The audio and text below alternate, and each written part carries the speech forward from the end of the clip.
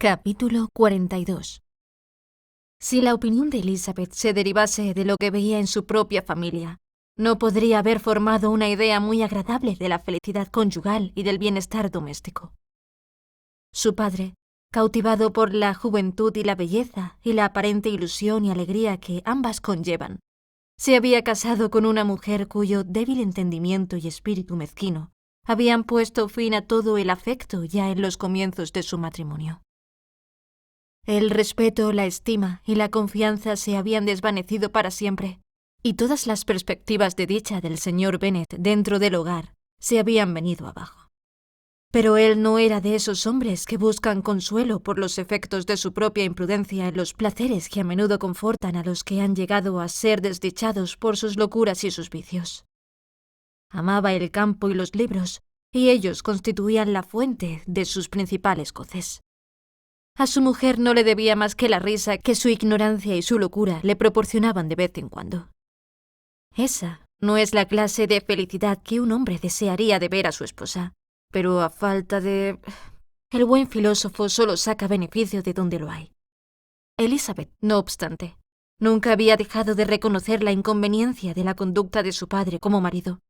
Siempre la había observado con pena, pero respetaba su talento y le agradecía su cariño, por lo que procuraba olvidar lo que no podía ignorar y apartar de sus pensamientos su continua infracción de los deberes conyugales y del decoro que, por el hecho de exponer a su esposa al desprecio de sus propias hijas, era tan sumamente reprochable. Pero nunca había sentido como entonces los males que puede causar a los hijos un matrimonio mal avenido, ni nunca se había dado cuenta tan claramente de los peligros que entraña la dirección errada del talento que, bien empleado, aunque no hubiese bastado para aumentar la inteligencia de su mujer, habría podido al menos conservar la respetabilidad de las hijas.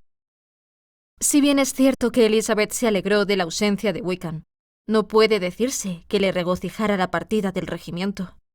Sus salidas eran menos frecuentes que antes, y las constantes quejas de su madre y de su hermana por el aburrimiento en que habían caído entristecían la casa. Y aunque Catherine llegase a recobrar el sentido común perdido al haberse marchado los causantes de su perturbación, su otra hermana, de cuyo modo de ser podían esperar todas las calamidades, estaba en peligro de afirmar su locura y su descaro, pues hallándose al lado de una playa y un campamento, su situación era doblemente amenazadora. En resumidas cuentas, veía ahora lo que ya otras veces había comprobado, que un acontecimiento anhelado con impaciencia no podía, al realizarse, traerle toda la satisfacción que era de esperar. Era preciso, por lo tanto, abrir otro periodo para el comienzo de su felicidad, señalar otra meta para la consecución de sus deseos y de sus esperanzas, que alegrándola con otro placer anticipado, la consolase de lo presente y la preparase para otro desengaño. Su viaje a los lagos se convirtió en el objeto de sus pensamientos más dichosos y constituyó su mejor refugio en las desagradables horas que el descontento de su madre y de Catherine hacían inevitables. Y si hubiese podido incluir a Jane en el plan, todo habría sido perfecto. Es una suerte, pensaba, tener algo que desear. Si todo fuese completo, algo habría sin falta que me decepcionase. Pero ahora, llevándome esa fuente de añoranza que será la ausencia de Jane, puedo pensar razonablemente que todas mis expectativas de placer se verán colmadas. Un proyecto que en todas sus partes promete dichas nunca sale bien, y no te puedes librar de algún contratiempo si no tienes una pequeña contrariedad. Lydia al marcharse prometió escribir muy a menudo, y con todo detalle a su madre y Catherine, pero sus cartas siempre se hacían esperar mucho, y todas eran breves. Las dirigidas a su madre decían poco más que acababa de regresar de la gran sala de lectura, donde la habían saludado tales y cuales oficiales, que el decorado de la sala era tan hermoso que le había quitado el sentido, que tenía un vestido nuevo o una nueva sombrilla que describiría más extensamente, pero que no podía porque la señora Foster la esperaba para ir juntas al campamento. Por la correspondencia dirigida a su hermana, menos se podía saber aún, pues sus cartas a Catherine, aunque largas, tenían muchas líneas subrayadas que no podían hacerse públicas. Después de las 2 o 3 semanas de la ausencia de Lydia, la salud y el buen humor empezaron a reinar en Longbourn. Todo presentaba mejor aspecto, Volvían las familias que habían pasado el invierno en la capital y resurgían las galas y las invitaciones del verano. La señora Bennet se repuso de su estado quejumbroso y hacia mediados de junio Catherine estaba ya lo bastante consolada para poder entrar en Meryton sin lágrimas. Este hecho era tan prometedor que Elizabeth creyó que en las próximas Navidades Catherine sería ya tan razonable que no mencionaría a un oficial ni una sola vez al día, a no ser que por alguna cruel y maligna orden del Ministerio de la Guerra se acuartelara en Meryton un nuevo regimiento. La época fijada para la excursión al norte ya se aproximaba. No faltaban más que 2 semanas cuando se recibió una carta de la señora Gardiner que aplazaba la fecha de la misma y a la vez abreviaba su duración. Los negocios del señor Gardiner le impedían partir hasta 2 semanas después de comenzado julio y tenía que estar de vuelta en Londres en un mes. Y como esto reducía demasiado el tiempo para ir hasta tan lejos y para que viesen todas las cosas que habían proyectado, o para que pudieran verlas con el reposo y comodidad suficientes, no había más remedio que renunciar a los lagos y pensar en otra excursión más limitada, en vista de lo cual no pasarían de Derbyshire. En aquella comarca había bastantes cosas dignas de verse como para llenar la mayor parte del tiempo de que disponían, y, además, la señora Gardiner sentía una atracción muy especial por Derbyshire. La ciudad donde había pasado varios años de su vida ¿acaso resultaría para ella tan interesante como todas las célebres bellezas de Matlock, Chatsworth, Dobbsdale y el Pickle o el Pick? Elizabeth se sintió muy defraudada. Le hacía mucha ilusión ir a los lagos y creía que había habido tiempo de sobra para ello, pero, de todas formas, debía estar satisfecha. Seguramente lo pasarían bien, y no tardó mucho en conformarse. Para Elizabeth, el nombre de Derbyshire iba unido a muchas otras cosas.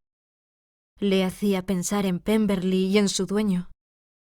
Pero, se decía, podré entrar en su condado impunemente y hurtarle algunas piedras sin que él se dé cuenta. La espera se le hizo entonces doblemente larga. Faltaban 4 semanas para que llegasen sus tíos, pero al fin pasaron y los señores Gardiner se presentaron en Longbourn con sus 4 hijos. Los niños, 2 chiquillas de 6 y 8 años de edad respectivamente, y 2 varones más pequeños, iban a quedar bajo el cuidado especial de su prima Jane, favorita de todos, cuyo dulce y tranquilo temperamento era ideal para instruirlos, jugar con ellos y quererlos. Los Gardiner durmieron en Longbourn aquella noche, y a la mañana siguiente partieron con Elizabeth en busca de novedades y esparcimiento. Tenían un placer asegurado.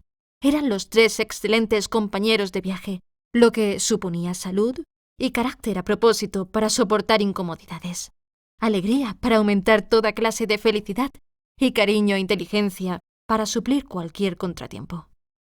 No vamos a describir aquí Derbyshire ni ninguno de los notables lugares que atravesaron. Oxford, Blenheim, Warwick, Kenilworth, Birmingham y todos los demás son sobradamente conocidos. No vamos a referirnos más que a una pequeña parte de Derbyshire. Hacia la pequeña ciudad de Lambton, escenario de la juventud de la señora Gardiner, donde últimamente había sabido que residían aún algunos conocidos, encaminaron sus pasos los viajeros, después de haber visto las principales maravillas de la comarca. Elizabeth supo por su tía que Pemberley estaba a unas 5 millas de Lambton. No les cogía de paso, pero no tenían que desviarse más que 1 o 2 millas para visitarlo. Al hablar de su ruta la tarde anterior, la señora Gardiner manifestó deseos de volver a ver Pemberley. El señor Gardiner no puso inconveniente y solicitó la aprobación de Elizabeth. «Querida», le dijo su tía, ¿no te gustaría ver un sitio del que tanto has oído hablar y que está relacionado con tantos conocidos tuyos? Ya sabes que Wickham pasó allí toda su juventud. Elizabeth estaba angustiada. Sintió que nada tenía que hacer en Pemberley y se vio obligada a decir que no le interesaba. Tuvo que confesar que estaba cansada de las grandes casas, después de haber visto tantas, y que no encontraba ningún placer en ver primorosas alfombras y cortinas de raso. La señora Gardiner censuró su tontería. «Si solo se tratase de una casa ricamente amueblada», dijo, «tampoco me interesaría a mí. pero la finca es una maravilla. Contiene uno de los más bellos bosques del país. Elizabeth no habló más, pero ya no tuvo punto de reposo. Al instante, pasó por su mente la posibilidad de encontrarse con Darcy mientras visitaban Pemberley. Sería horrible. Solo de pensarlo se ruborizó, y creyó que valdría más hablar con claridad a su tía que exponerse a semejante riesgo. Pero esta decisión tenía sus inconvenientes, y resolvió que no la adoptaría más que en el caso de que sus indagaciones sobre la ausencia de la familia del propietario fuesen negativas. En consecuencia, al irse a descansar aquella noche, preguntó a la camarera si Pemberley era un sitio muy bonito, cuál era el nombre de su dueño y, por fin, con no poca preocupación, si la familia estaba pasando el verano allí. La negativa que siguió a esta última pregunta fue la más bien recibida del mundo. Desaparecida ya su inquietud, sintió gran curiosidad hasta por la misma casa, y cuando a la mañana siguiente se volvió a proponer el plan y le consultaron, respondió al instante con evidente aire de indiferencia que no le disgustaba la idea. Por lo tanto, salieron para Pemberley.